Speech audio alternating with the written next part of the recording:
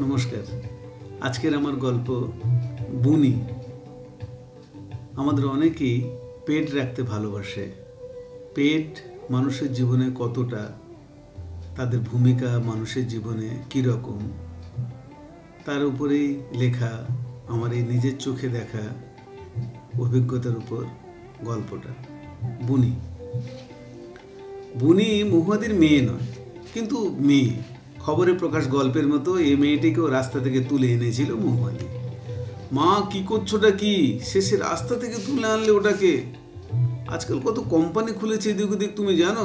ভিন্ন ধরনের ভিন্ন প্রজাতির সাপ্লাই দিচ্ছে ওরা। তা ঠিক বলেছিস টিকলি, তবে ওদেরকে কেনার মতো হাজার লোক রয়েছে এ দুনিয়ায়, কিন্তু এদেরকে দেখার মতো কজন আছে বলতো? তা ঠিক বলেছ মা। মানুষ ইউজুয়ালি যা কিছু করে তা মূলত নিজের খুশির জন্য। অপরপক্ষের খুশির কথা কজন ভাবে? ঠিক আছে মা, তোমার এই মহানুভবতা অ্যাকসেপ্টেড বলে মার গলাটা টিকলি জড়িয়ে ধরে। ওদিক থেকে চিন্টু বলে, মা, এই জন্যই তো তোমার জন্য আমাদের এত গর্ব হয়। আমার মা 10 জনের মতো নয়। আমার মা সাধারণের মধ্যে অসাধারণত্বের সন্ধান খোঁজে। এ কম কথা নয়। বিশ্বজিৎ বলেন, ওর নাম বুনি রাখলে কেমন হয়? বুনি নামটার মধ্যে একটা কেমন মিশ্রণ আছে, মোনালিসার হাসির মতো। টিকলি চিন্টু দুজনে বাবার পিছনে পড়ে, বাবা, এত নাম থাকতে বুনি নামটা তোমার কি করে পছন্দ হলো? লোকে তো আজকাল মডার্ন নাম রাখে, মিশি, কোকো, রক্সি, নালা, আইভি, টরেডো, আরও কত রকম মডার্ন নেম। এবার মহাদি বলে, বুনি নামটার প্রতি তোর বাবার না একটা ফ্যাসিনেশন দেখি খুব বেশি। আগের বার ওর নাম রাখতে চাইছিল। আমি বলি, আগে এই নামের রহস্যটা বলো, তারপর দেখবো। তোর বাবা বলেনি আর আমিও রাখিনি। এবার চিন্টু টিকলি বলে, বাবা বলো না, কি সেই গোপন রহস্যটা? বিশ্বজিৎ বলেন, জীবনটা নিজেই তো একটা রহস্য, আর সব রহস্য কি উদ্ঘাটন করার দরকার আছে?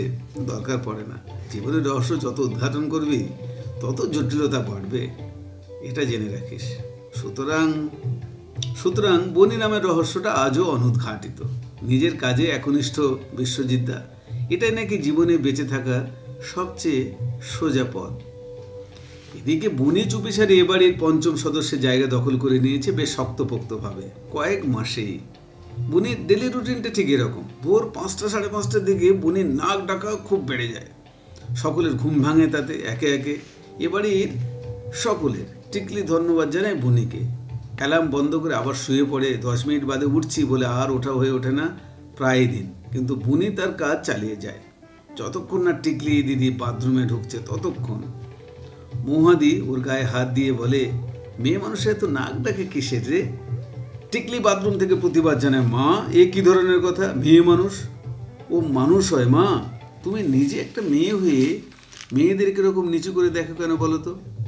এই করেই তো সমাজটা পুরুষাধীন হয়েছে, আমি ভালো করে জানি তা। ওদিকে লেপের তলা থেকে চিন্টু বলছে, এই তোরা সকাল থেকে কি শুরু করে দিয়েছিস বলতো? আবার আমাকে একটু ঘুমাতে দিবি নাকি? বুনি চুপিসারে বসে থাকে, যেন অপরাধটা তারই, এত সব যুক্তিতর্কের জন্য সকাল সকাল। কিন্তু সকালে ওঠে এত সকলে ভালো অভ্যেস।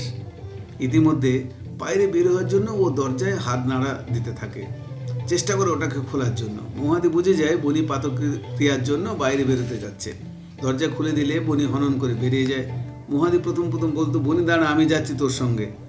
বনি একবার মাথাটা ঘুরিয়ে হেলায়, তারপর সোজা ঝোপঝাড়ের দিকে, যেন নিজের রুটিন কাজের জন্য কাউকে ডিস্টার্ব করা কখনোই উচিত নয়। ইদানিং মহাদির এদিক ওদিক থেকে ডাক আসতে শুরু করেছে নানা সাংস্কৃতিক প্রোগ্রাম পরিচালনা করার। অ্যাঙ্কারিংটা বেশ ভালোই করে, বেশ নাম ডাকও হয়েছে মহাদির। প্রবলেমটা হচ্ছে টিকলির টিউশনটা নিয়ে। ওকে এখন কি নিয়ে যায় প্রতিদিন? টিকলি বলে, মা, আমি বড় হয়ে গেছি, এবার আমাকে আমারটা সামলাতে দাও তো। কতদিন আর সামলে রাখবে?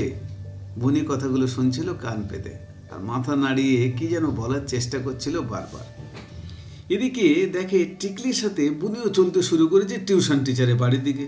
সকলে তো অবাক বুনির কাণ্ড দেখে। একদিন ওরা দেখে কি টিকলির বইয়ের ব্যাগটা নিয়ে বুনি নিচে নামতে শুরু করেছে যাওয়ার সময়। পরের ঘটনাগুলো আরও মজাদার। টিউশন টিচারের দরজায় এমনভাবে বুনি বসে থাকতো যেন পৃথিবীর কারো সাধ্য নেই টিকলি পথে বাধা হয়ে দাঁড়ায়। তাই রাস্তার চ্যাংড়া ছেলেরা টিকলির থেকে 1000 গুণ দূরে থাকে। 10 হাত দূরে থাকতো ওরা সবসময়। টুটুনকে যা তাড়াটাই না করেছিল বুনি, তারপর থেকে আর কারো সাহস হয়নি টিকলির ধারে কাছে আসার। বুনি এতটাই শক্তি ধরে, নারী শক্তি। একদিন টিউশন টিচারের পড়ার ঘর থেকে বেরোতে দেরি হচ্ছিল টিকলির। টিকলি দেখে কি বুনি বারবার দরজার ফাঁক দিয়ে মাথা গুলিয়ে দেখার চেষ্টা করছে। সকলে তো অবাক। টিউশন টিচার পরেশবাবু বলেন, জানো ওরা কেন এরকম করে? কেন এত প্রভুভক্ত হয়?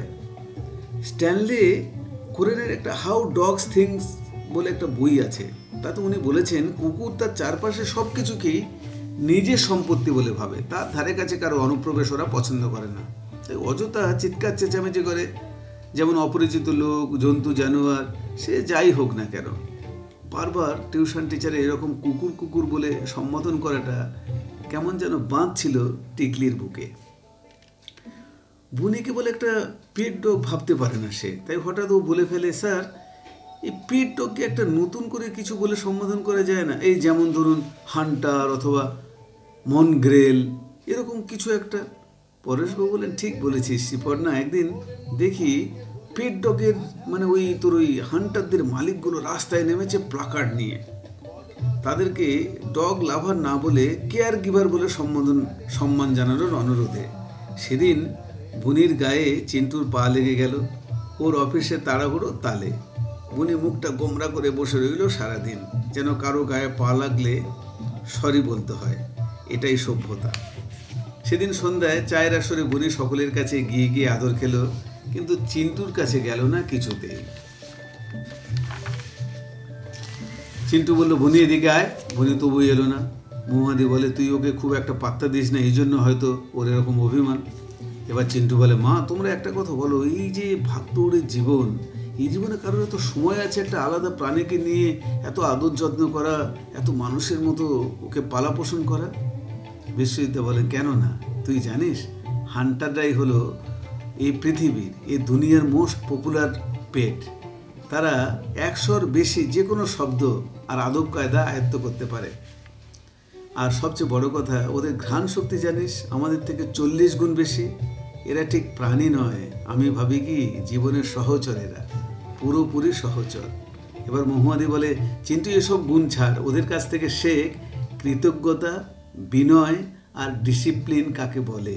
এই যে তোর বাবা বলে দিনে অন্তত একবার সকলে মিলে একসাথে বসা উচিত, বিশেষত খাওয়ার সময়, চা কিংবা লাঞ্চ ডিনার কিছুতেই একটা, তাও তুই করিস না। কিন্তু বুনি করে নিয়ম মতো। আর তুই বলিস, মা ভাতটাকে রেখে দাও, আমি খেয়ে নেব। চিন্টু বলে, এবার আমার পিছনে পড়লে কেন মা এত করে? বিশ্ববিদ্যা বলে, আরে পিছনে পড়বে কেন? তুই কোনো জিনিস বোঝার চেষ্টা করিস না সহজে। দেখ, কাউকে জানা সহজ, বোঝাটা কিন্তু খুব কঠিন। আর যে অনেকটা বুঝতে পারে তার জীবনটাও তত্তর করে চলে, ঠিক বুনির মতো। এবার চিন্টু বলে, ঠিক আছে বাবা, এবার থেকে বুনির একটা পার্ট আমি দেখব।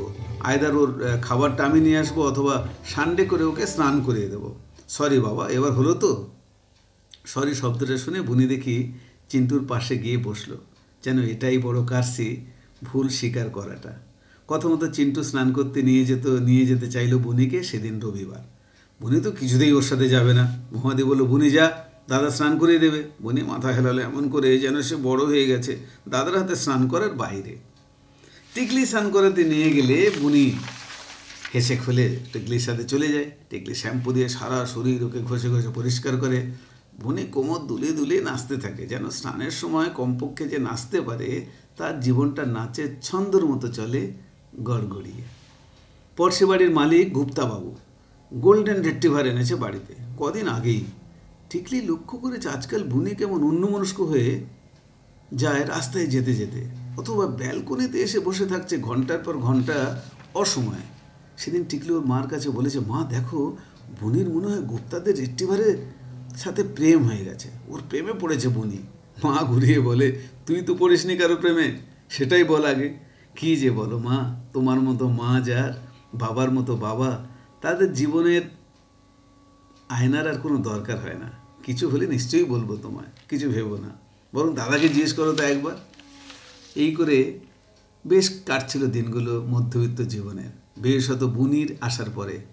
বিশ্বজিৎদার অবসর জীবনের বুনির অবদান নাকি অনেক। দিনগুলো আরও ভালোভাবে যাচ্ছে আজকাল। অনেক দিন পরে বুনি যেন তার একটা নিজস্ব জগৎ বানিয়ে দিয়েছে অজান্তে। নিজের সে জগৎ এত মজবুত যে বাইরের জগতের কোনো ধাক্কা বিশ্বজিৎদার কাছে আর কোনো ধাক্কাই মনে হয় না। মনে হয় সব কিছু মিলিয়েই তো জীবন। সুখ দুঃখ, ভালো মন্দ, চাওয়া পাওয়া, ভালো লাগা, বিচ্ছেদ, সব কিছু মিলিয়েই যেন আসল বুনির গল্পটা সেখানেই লুকিয়ে আছে চুপিসারে। নমস্কার।